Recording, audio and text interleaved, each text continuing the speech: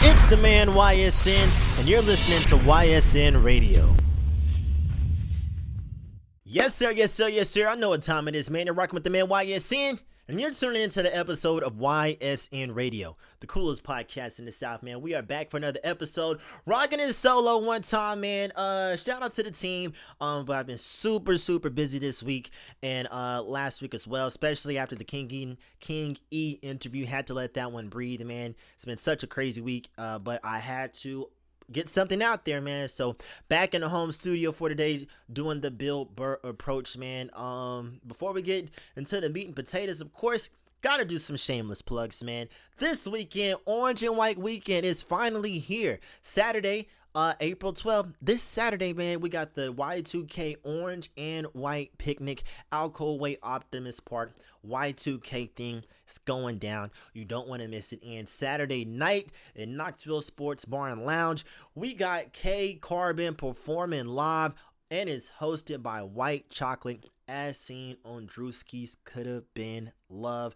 Jam-packed weekend. We painting the city orange. Shout out to my man CB. Shout out to Cash Rules, who's gonna be coming out Saturday night. Shout out to IB John Doe, Eminem Entertainment. Everybody, man, it's going to be a fantastic weekend. So if you're watching this, bro, make sure you hit the road. Knoxville is the place to be this weekend. We are going to the moon. It's going up, man. It's going up, man. Also, another shameless plug. Friday, I'm going to be on TMZ Live for the third time.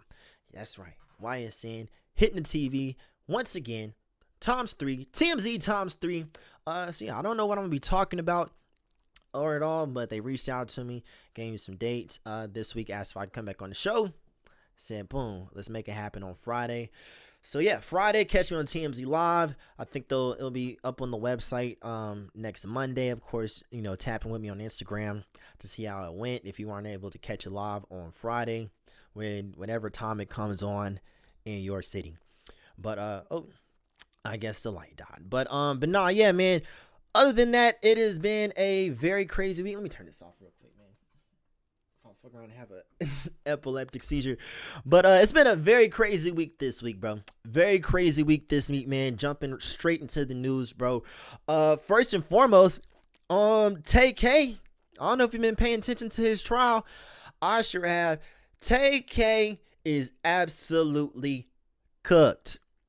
He is done. If he wasn't done before, he's absolutely done now. If you're not familiar, Tay-K is already serving 55 years after he got found guilty for capital murder for his involvement in a robbery that ended in someone getting killed. Robbery going bad. And let's even rewind it back a little bit further. You feel me? So the robbery happens. He gets arrested and put on house arrest while awaiting, to deal with that. While he's on house arrest, cuts his ankle monitor off, goes on the run, gets wrapped up in another murder, puts out the race, goes viral, song goes platinum, immediately gets arrested, and has been in jail ever since. That was all the way back in 2017, mind you, when he was like 16, 17 years old. So he gets convicted for the home invasion murder like 2-3 years ago, sentenced to 55 years. And so now he's on trial for a second murder that he was involved in while he was on the run for the first murder that he was involved in. The story goes, he killed a cameraman, pretty much. He killed this cameraman in the Chick-fil-A parking lot and ran off with his shit. Robbed him, killed him, and ran off with his shit, man. And in the trial, all the finite details were revealed because his ex-girlfriend hit the stand and spilled all the beans. Said that the cameraman that ended up getting killed, they booked him because he was the type of photographer that shoots like lingerie shoots. And Tay-K wanted his girl to do like a sexy photo shoot, and he was going to use the pictures for like a cover art for his mixtape or a song or something. So they picked the dude up, the dude's thinking he's finna take pictures of this girl. He gets in the car. It's her, Tay-K, and 2 other niggas in there. He tries to reschedule. They're not going, of course. And story has it, Tay-K and his boys just start beating the dog shit out this nigga, pistol whipping him, trying to rob him for his bag, all while this girl is driving. She's saying all this is happening while she's driving. They are whooping this nigga's ass. And then they push him out the car. He gets on top of the hood, stomps the hood in, and Tay-K leans out the car and pops him. Kills him right there on the spot. And they ditch the car and flee the scene, the whole 9 yards. And so, of course, they all get caught. Everybody snitching. And it's not looking good for Tay-K at all. As if it was before. And it's not like it was ever looking good for him. The nigga's been in jail since 2017, already serving 55 years. And all the signs are pointing towards another guilty sentence. And since by the looks of it, if he does get found guilty, he's doing life. 55 years is pretty much a life sentence as it is, but this is a guaranteed life sentence, man. And really what all this boils down to, bro, is the YN lifestyle, the crash out lifestyle, it's not worth it. It's not worth it at all. Now, Tay-K had a banger ass song with the race. I'm not even gonna lie, he had some banger music overall. Some of my favorite songs from him: Murder She Wrote, go figure, Murder She Wrote, Mega Man. He has a Get Silly freestyle that's hard as fuck. The Race went platinum, and all these songs are hard as shit, man. And he's all going viral and going crazy. And he's been in prison throughout this entire thing. But honestly, his whole mystique about him is because he's a murderer. The entire reason why The Race did the numbers that it did was because he literally was on the run and was bragging about how he was on the run in the video, smoking a blunt in front of his wanted poster. He thought it was a game. He was like 16, 17, and so many people were out screaming, "Free Tay-K, free Tay-K, free Tay-K." And it's like, after this trial, it's like, this nigga is right where he belongs. Exactly where he needs to be. Okay? Now, it was crazy because when the first murder that he was convicted of, that he got the 55 years, they said he wasn't the shooter. He was just there. But he got the most time because he put out The Race, and it was pretty much like laughing at the whole situation, taunting the police rather, and which is why he ended up getting the most time. And then there was a lot of people trying to spin narratives like, oh, he was a misguided child, and he didn't have his parents, this, that, and the third. But after the details of the second murder came out, he was like the nigga was he's not even crashed out. Nigga was just a dumbass out here killing people for no reason. Yeah, he made some good music. Yeah, he made some bops, bro. But good music aside, man, you're not supposed to kill people, bro. You're not supposed to kill people. I talked about this on the podcast months ago when Lil Durk had got pinned up for the murder for hire, and everybody was screaming, "Free Durk, free Durk, free Durk, free Durk." And it boils down, like, in hip hop, once again, murder is okay as long as people like you. If you make good music, if you entertain people, if you make some hard song, it doesn't matter what you do. People are going to say free you. Tay-K is right where he belongs, man. Right where he belongs. And I hate to see a young black man throw his life away and spend the rest of his life in prison. But some things, bro, you just can't do that, bro. You can't kill people. And he makes good music, bro, but I can't feel sorry for him. Man. That's just, and I don't know how much longer this trial is going to last, man, but I'm predicting guilty, a big giant guilty, and Tay-K will never touch grass again in his life, which is a very sad reality, man, but it's just, that's what happens, man. So, I don't know, hopefully this is a lesson to YNs who thinks that shit is cool, you feel me? Probably not, you know what I mean? But hey, take this as an example of clout is a hell of a drug. and it will lead people to do some horrifically stupid ass shit. Cause we wouldn't even, if honestly, bro, if Tay-K never dropped the race, if he wasn't even a rapper, if he never made music, bro, we would never hear about any of this. The only reason why this is news is because he makes good music, man. But nah, yo, all that free Tay-K shit, absolutely dead, bro. It's raps for him. It's raps. It's raps. Hate to say it, but it's raps, man. But moving on into lighter news, Will Smith is making a comeback. Shout out to my mom. She sent me a video, the clip of Will Smith's freestyle that he did on Lyrical Lemonade, and she was like, I can't wait to hear what you have to say about this. So shout out to my mom. That's my girl. But yeah, so I watched Will Smith's freestyle video. Tried to listen to his album, man. I'm not gonna lie, it wasn't for me. No disrespect to Will, but I watched the freestyle video, bro, and I just thought it was crazy how they put him over like a Boss Man D-Lo type beat.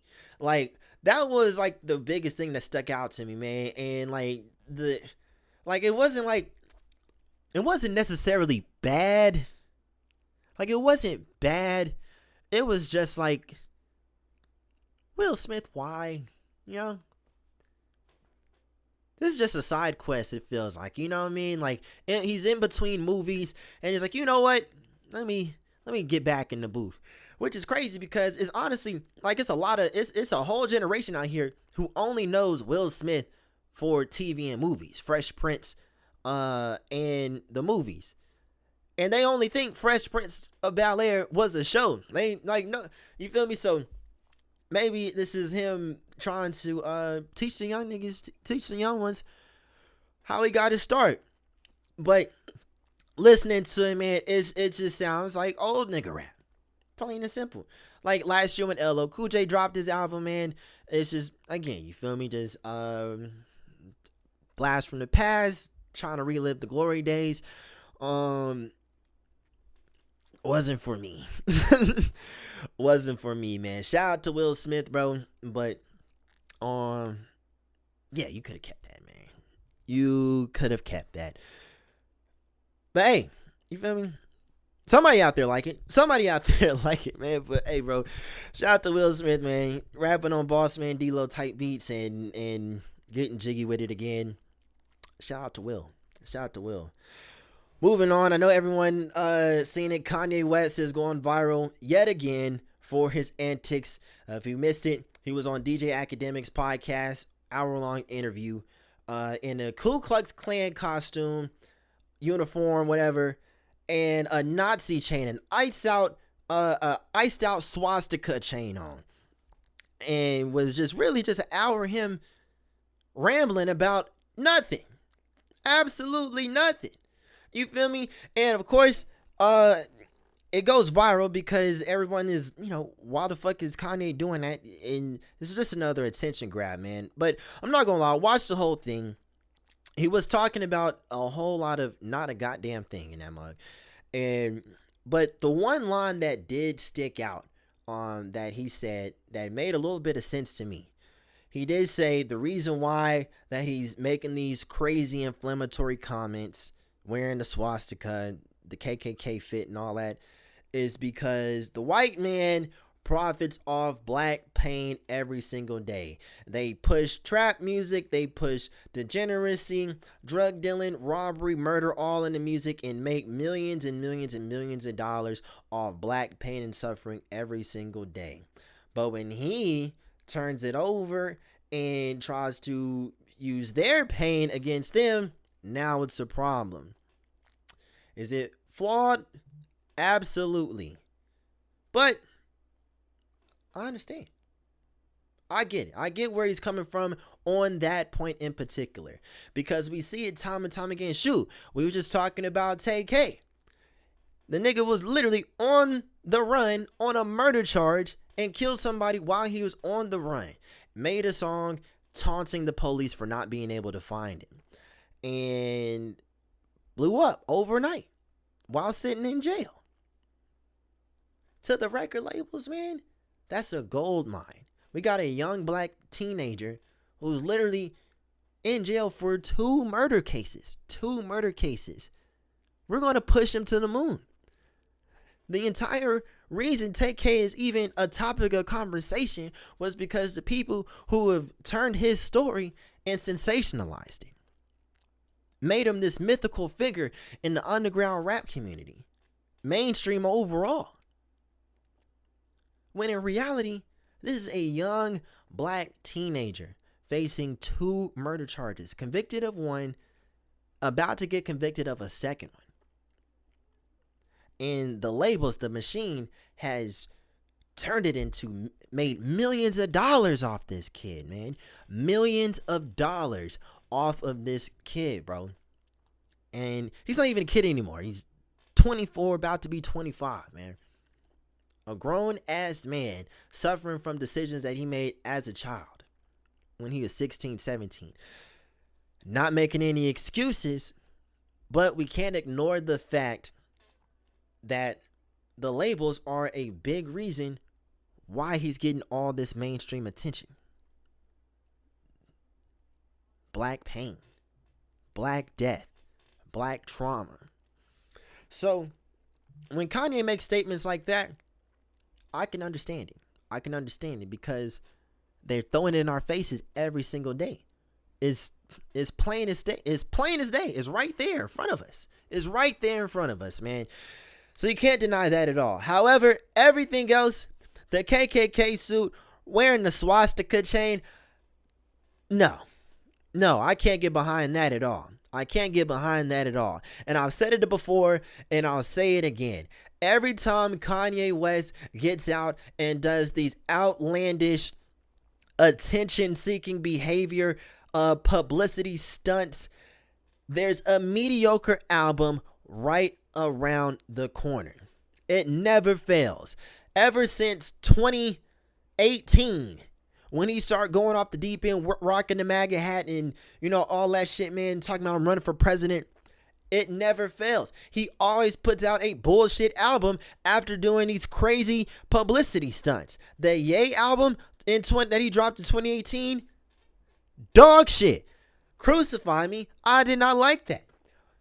This bullshit he's doing now, the Bully album, not it at all. Not it at all. I know people was talking about Vultures was nice.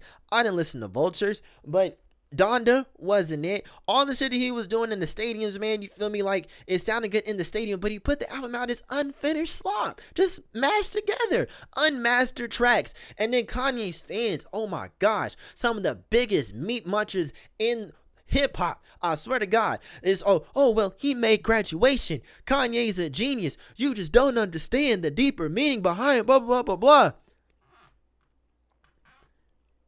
No.